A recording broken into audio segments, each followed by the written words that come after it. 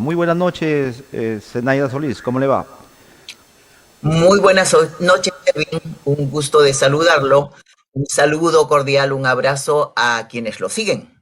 En Piura, sobre todo, un abrazo. Sé que hay inundaciones en este momento, las aguas se están poniendo inquietas en la región. Sí, el día de ayer en Sullana, de Talara y Piura, una torrencial lluvia que las calles se vuelven atroz en realidad. En Sullana me casó la lluvia el día de ayer, parecían ríos las calles. Pero bueno, esa es parte Sí. de las lluvias en estos meses. Zenaida, muy bien, vas al Parlamento Andino. ¿Por qué al Parlamento Andino? El Parlamento Andino es un organismo que ha estado con perfil bajo y si me preguntabas hace 2 años yo hubiera dicho que no había nada que hacer. La pandemia, también la migración venezolana intensa que nos llegó, las enfermedades reemergentes, los problemas comunes en la región de plagas, de cambio climático, nos hacen ver que las soluciones no las vamos a dar país por país, que como países aislados vamos a estar siempre a la cola del mundo, que como países aislados no podemos resolver los problemas que son regionales, como cambio climático, por ejemplo, ¿no? Como una próxima pandemia que Dios quiera no venga.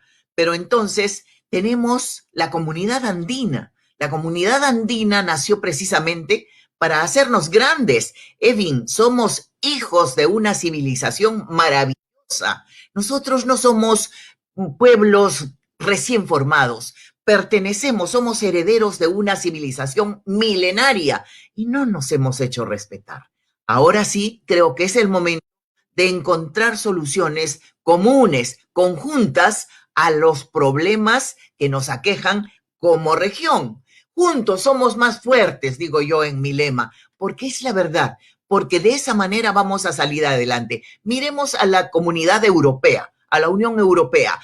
Sigamos ese camino. Ellos decidieron hace tiempo que como países aislados no la hacían.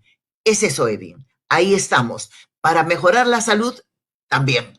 Para elevar la educación, para homologar títulos. Ahora mismo alguien estudia en Ecuador y acá SUNEDU difícil que encuentre que esos títulos son válidos y puedan reconocerlos fácilmente. Creo que tenemos que dar paso a esa homologación de una vez.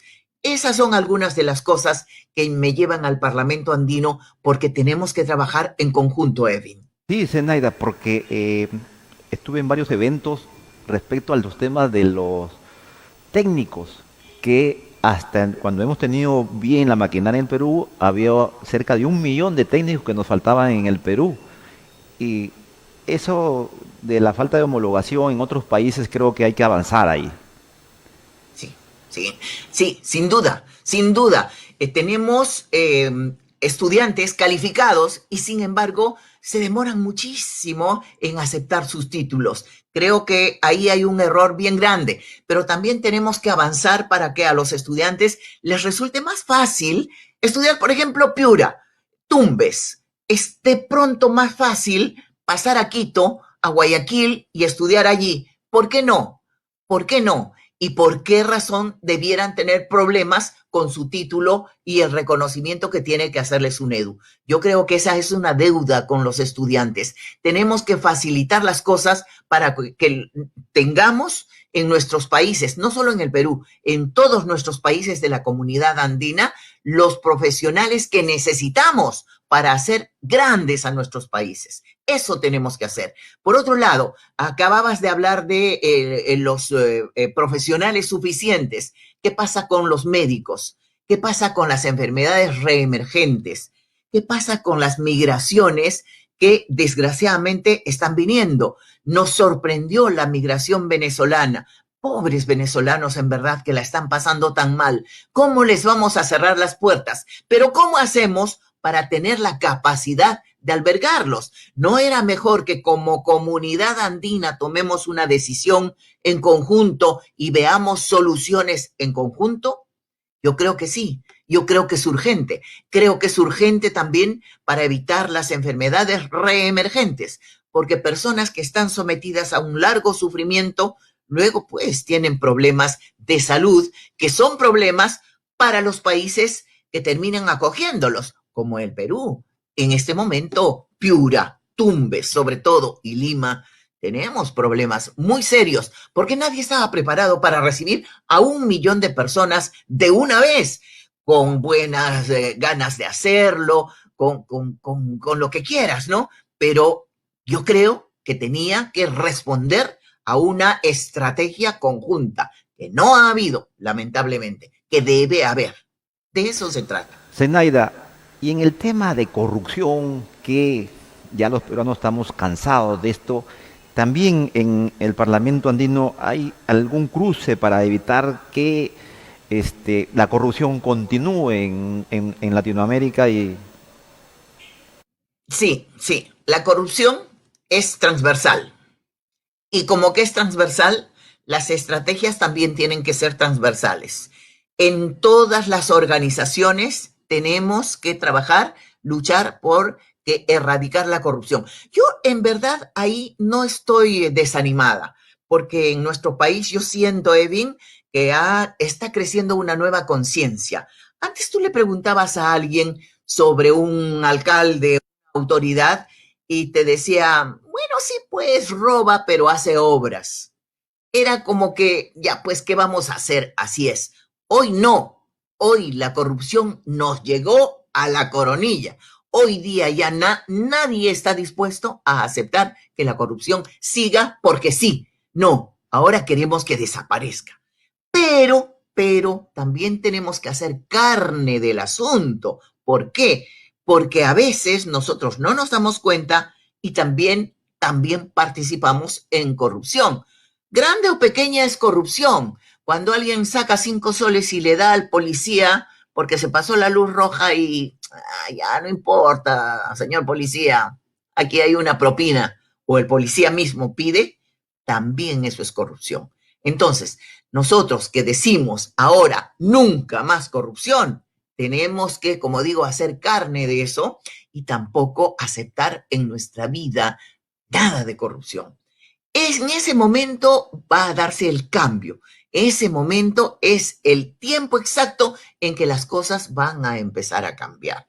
Ya están cambiando, pero en verdad, si queremos un antes y un después, creo que tenemos que hacerlo todos. sí, yo creo que le falta un poco más de participación al pueblo, más de fiscalización, de estar pendiente de lo que hacen en sus distritos, en sus ciudades, para que no haya esta, creo ya, esta viveza pues de esta corrupción que ha sido, como tú mismo dices, transversal y hay que combatirla definitivamente.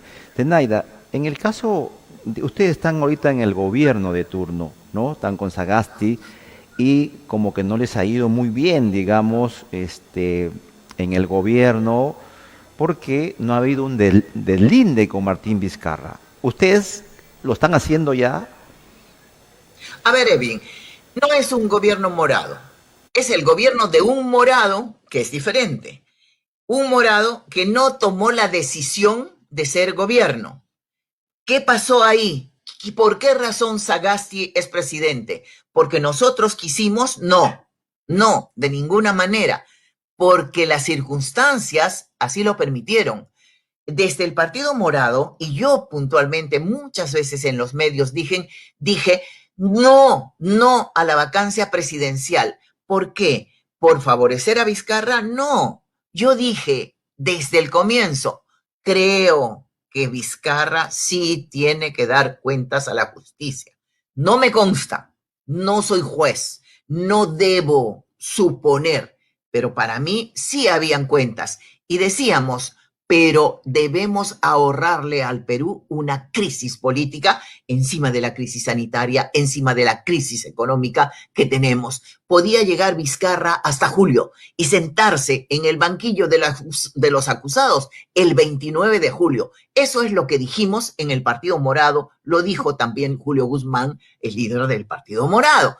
Pero ¿qué sucedió? Lo vacaron a Vizcarra y entonces alguien tenía que ocupar el sillón presidencial. Sabíamos, por supuesto, sabíamos el costo que tiene esto. Hemos dicho 1000 veces que nosotros hacemos distancia. Yo no hablo con Sagasti. Sagasti observó mi ley, Evin, observó mi ley.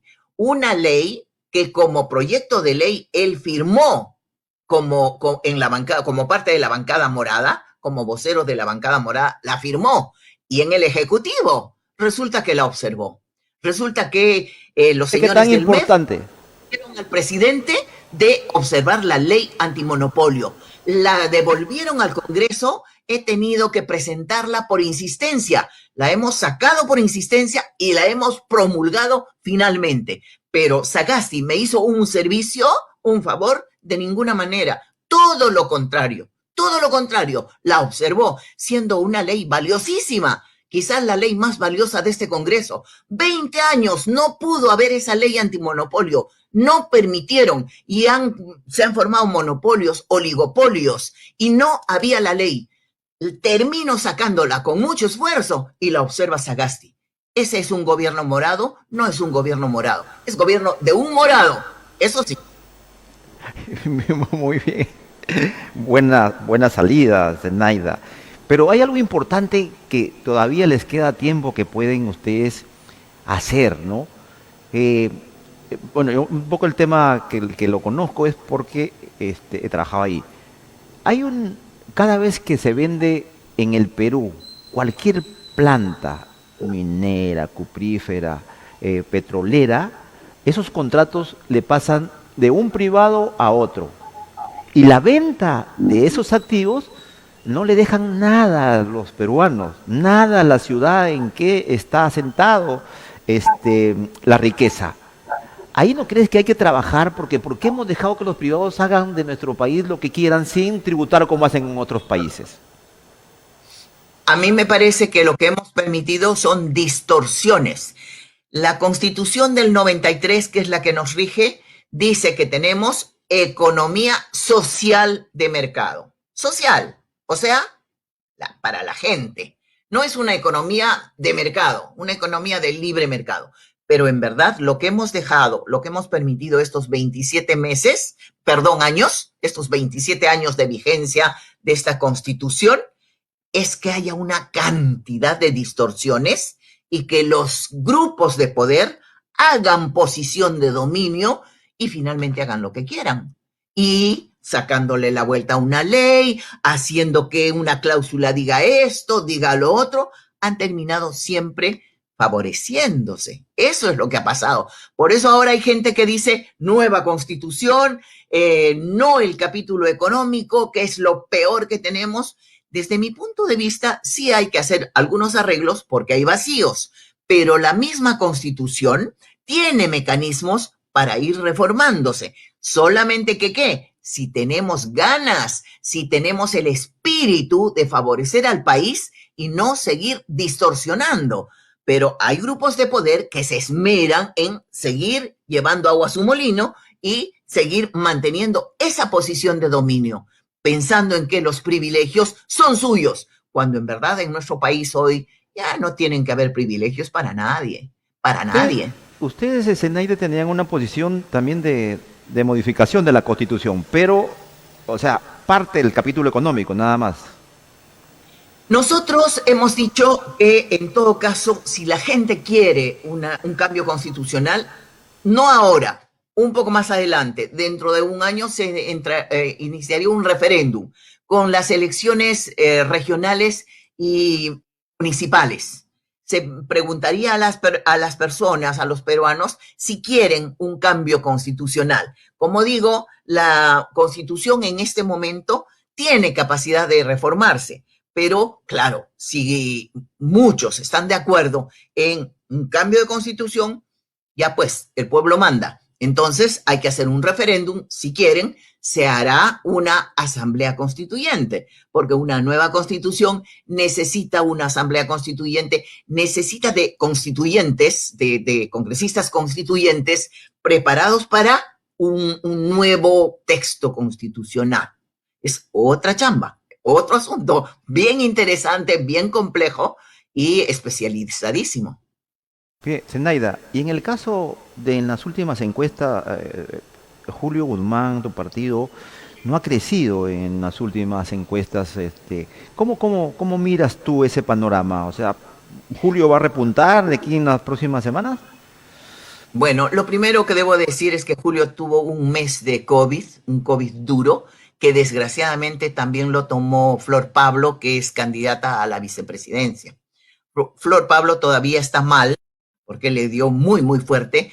Y Julio, en cuanto ha podido, ha salido. Edin, yo tuve COVID en agosto del año pasado. Y en verdad, por 2 meses seguidos, los 2 siguientes meses, tuve mucha debilidad. Y era que caminaba, trabajaba como cargando mi cuerpo. Era duro.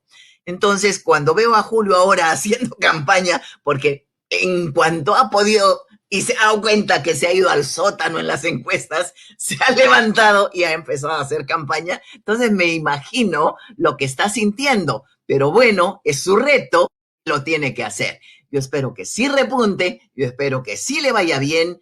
Tenemos un muy buen plan de gobierno, está preparadísimo para hacerlo. Julio Guzmán ha formado un partido en los últimos 5 años, un partido de verdad, un partido con bases, un partido con gente a la que ha ido convenciendo, un partido de centro, de republicano, que nos parece que es la mejor opción para gobernar el país. Y yo sinceramente creo que en este momento ya ha empezado a subir porque ya ha salido a campo con todo y las restricciones y la distancia social que tiene que mantener. Y pues Dios mediante va a subir. Espero que suba, Evin. Sí, Zenaida, en el caso tuyo, ahorita al Parlamento andino, ¿qué, qué- qué vas a hacer para convencer a tu público peruano para que este 11 voten por ti? ¿Cuál sería tu mayor propuesta para ir al Parlamento andino? O sea, la más emblemática que va a ayudar a los peruanos. Bueno, yo estoy apelando a las personas que me conocen, que saben que he hecho un periodismo, una carrera de periodista de 30 años, siempre de cara al sol, me han conocido, me han visto.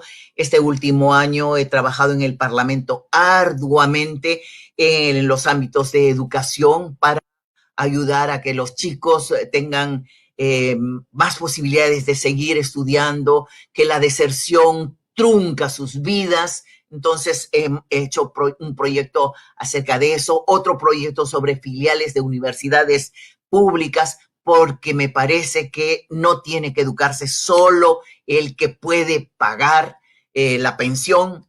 También he trabajado por la lucha contra la violencia contra la mujer, para que hayan hogares de refugio temporal. Esta ley antimonopolio la he sacado a pulso con mucho esfuerzo, con mucha con oposición de gente interesada, gente muy importante, económicamente muy importante, que se opusieron en todos los idiomas.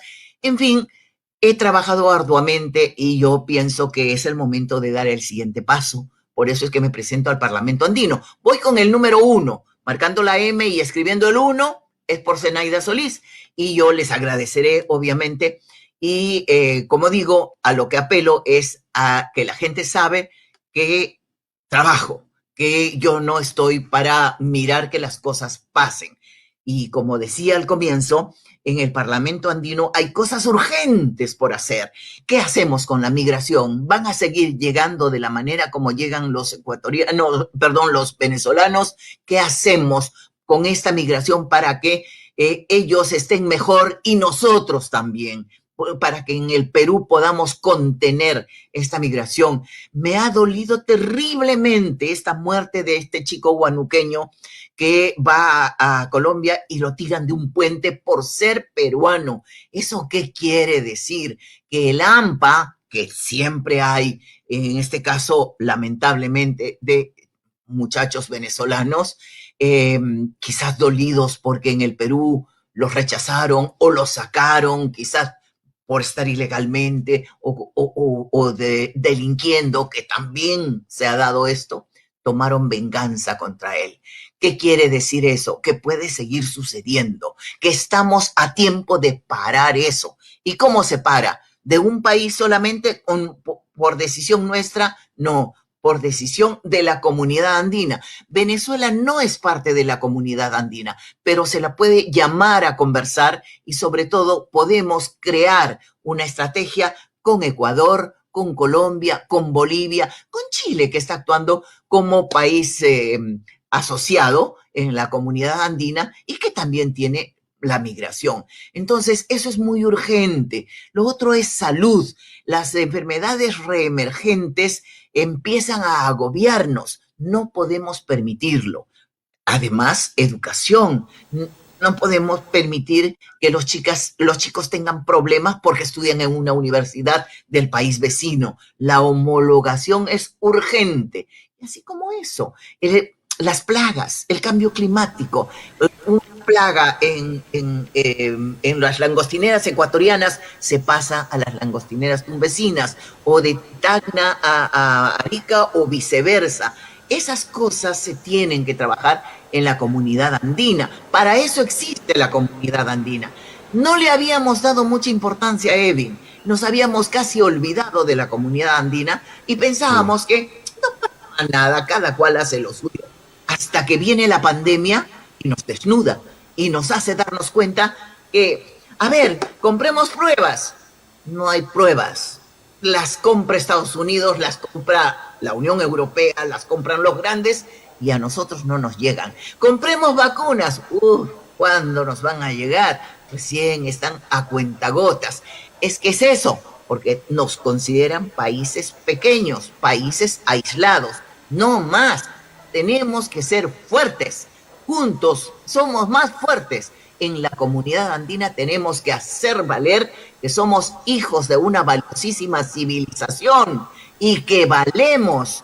Pero claro, eso no es gratis. Para eso hay que trabajar, Evin.